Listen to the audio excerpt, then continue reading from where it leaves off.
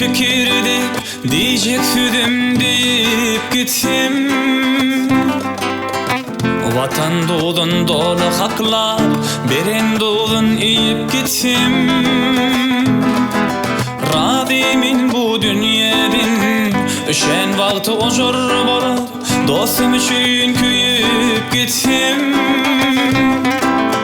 Bir bedeli boyu görüp, bir bedeli söyüp gittim. Radimin bu dünyadan, radimin bu dünyadan, öşen vakti ojor bolar, dostum üçün köyüp gittim. Radimin bu dünyadan, radimin bu dünyadan, bir bedeli boyu görüp, bir bedeli söyüp gittim.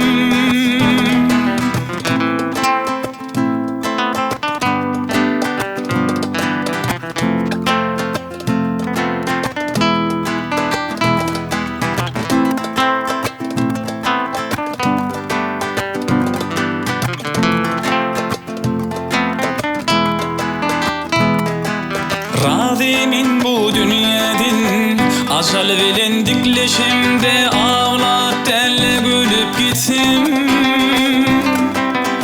Bu dünyada artık bolman, kim bolacağım bilip gittim.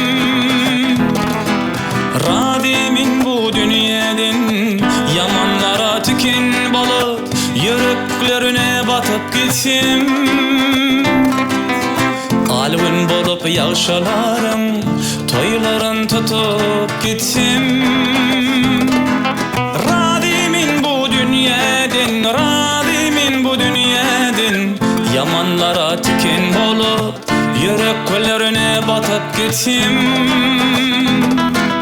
Radimin bu dünyadan, radimin bu dünyadan, bu dünyada artık bolman, kim bolacağım bilip gittim.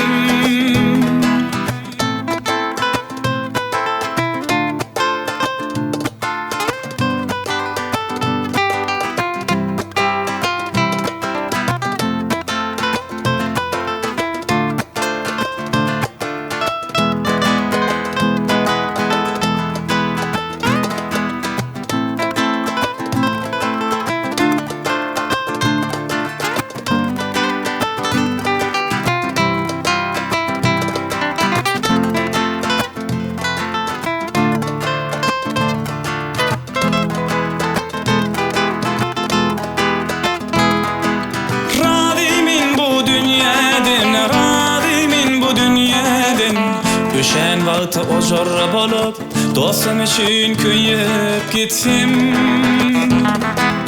Radimin bu dünyadan, radimin bu dünyadan, bu dünyada artık bolman, kim bolacağım bilip gittim.